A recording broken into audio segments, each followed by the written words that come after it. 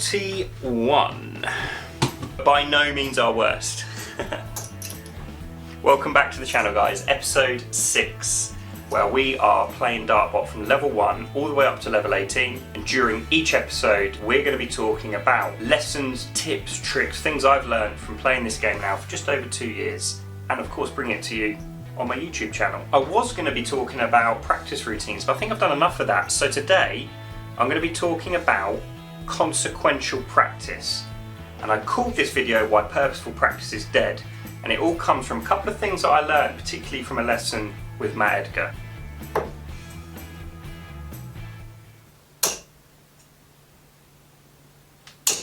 Ooh, 83.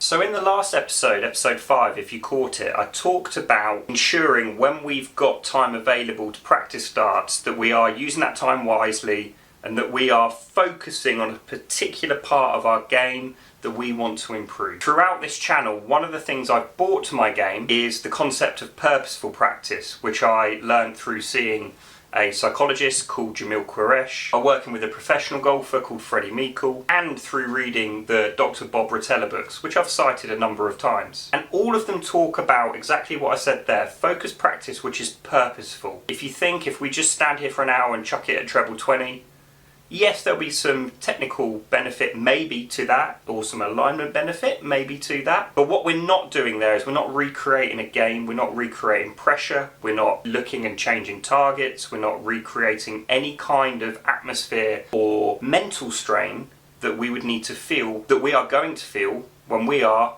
throwing match darts in the venue, or for me at the moment, in the ADC.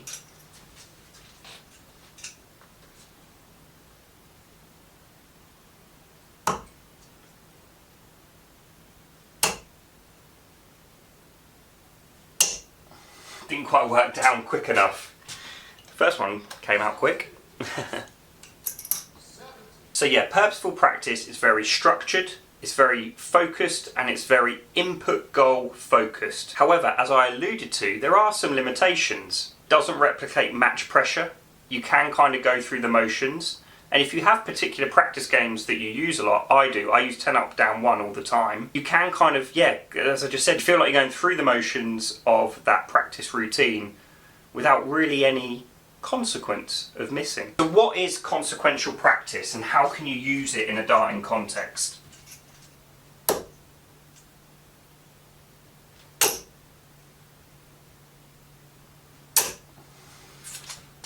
Maybe should have switched. I felt like I had enough space.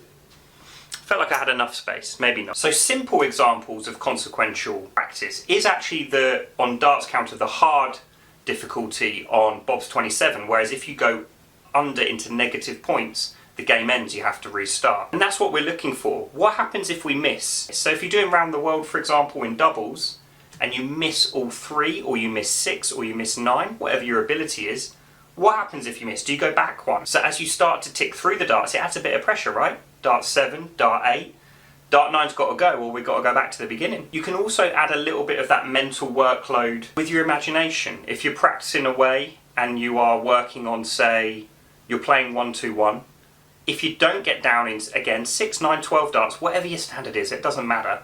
What happens if you don't make it? Do you need to start again? Do you agree with a family member that you'll be doing the cooking? Do you have to put your darts away for half an hour and get on with some life admin or get on with some housework if you don't complete it? It might seem a little bit silly, but you're then putting a little bit of extra pressure in the practice room, and any percentage of pressure we can put in here will pay a little bit of dividends when we're actually facing it in competition. Another example is if you're practicing with a mate, add a little bit of cash. Again, careful, what is it that you can afford to, but add a little bit of cash, or make a little bit of a forfeit for the loser. If you lose, you're buying the drinks. If you lose, 20 press-ups in the pub. Whatever floats your boat. But you can add these little things in there to create a little bit of pressure. What happens if we don't succeed, if we don't execute as we planned?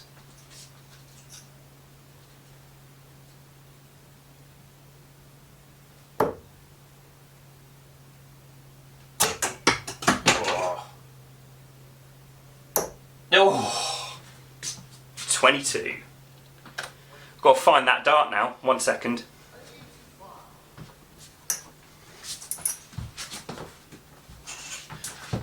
Oh, crikey.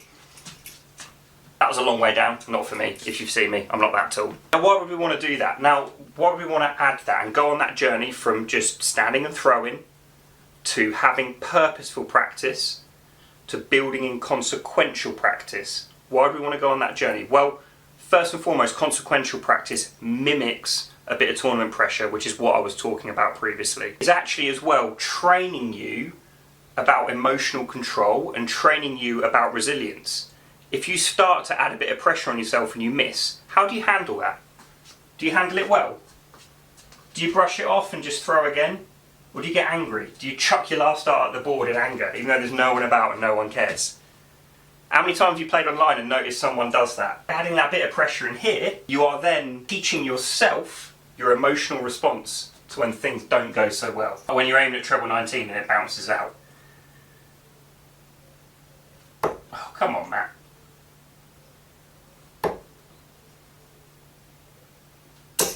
Oh, how's that not gone in? 41. He's actually on my 6 this time. This is the first time it's been close. Might have to focus a bit. Finally as well, it's actually way more enjoyable if you are coping emotionally well, right? It is more enjoyable. It will make practice more memorable, particularly if you're doing it with somebody else. It will make you more engaged in that practice, which again will only lead to better outcomes when we're in the venue.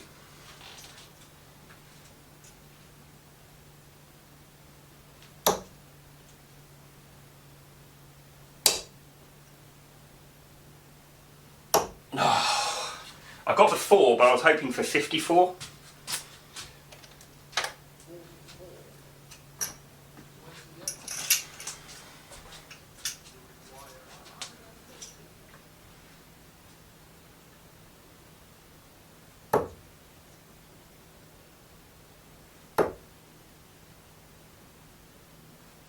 Oh, Matt. I didn't know what to do with the second dart actually there. So 150. I've done it before, treble 19, double 18. The first dart went in single 19, and I didn't know where to go next. Let me know in the comments, what should I have done? Actually, just a quick point to that, as I'm asking for your feedback here, is I am relating this type of work to my background in golf. You've watched my previous videos, you'll know I try and translate the two, because I played golf to a good standard, I was a +2 handicapper, and this kind of approach, dealing with setbacks, dealing with emotional challenges, and of course trying to recreate on the driving range a real life golf pressure environment. Super important, right?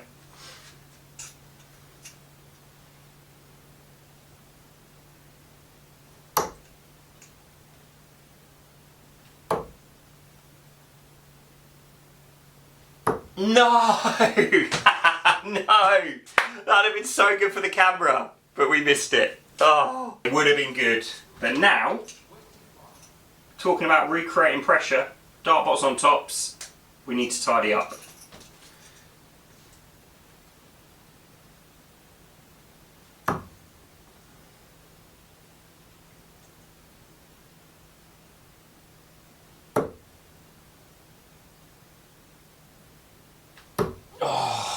Do you know what? I thought I was going to get that double 2 and it would have been the most bizarre way to take out 25, but it wasn't, and now we're hoping.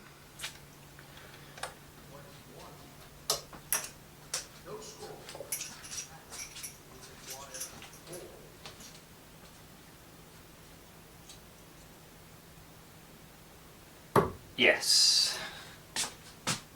Yes. Phew. We go 6-0 up. Oh no, it was only 1 dart.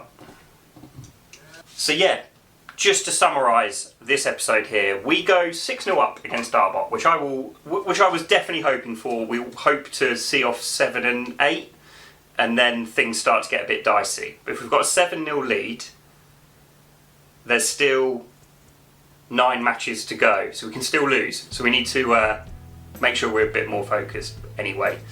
Hope you enjoyed this video. Let me just wrap things up. So we're going from, practicing and learning mechanically how to throw the dart, to putting in purposeful practice, to having consequential practice. Looking to embed this for the first time, take a note of some stats. Take some note of what your 3-dart average is today, maybe on Darts Counter. Take a track maybe of some of your performances on Bob 27 if you've got that historically, and start to slowly introduce some of these consequential themes. As I said previously, it's not going to be an immediate result, but over the next 2, 3, 6 months, track if there's been any improvements. As you slowly introduce more and more different types of consequential practice, but you have got to figure out what works best for you. Is it some of those imaginative things that I talked about, or is it getting in there with a mate and actually haggling a bit?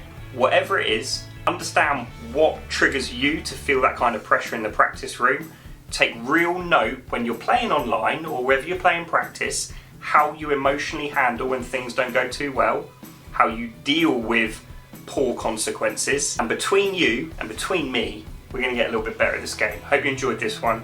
I'll catch you in episode 7. I'm just going to have a chat with you and share what my long-term goals are for the game of darts. I'm going to enjoy this one. Hope you do. Hope you enjoyed this one. Whatever you do, as ever, take care, look after yourself, and I will see you in the next one.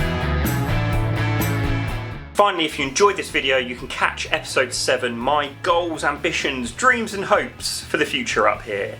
Or, if you'd like to see how I used a bit of string and hit a 180 using a piece of string, for a bit of practice, you can watch that here. As ever, take care, look after yourself, and I will see you in the next video. Bye.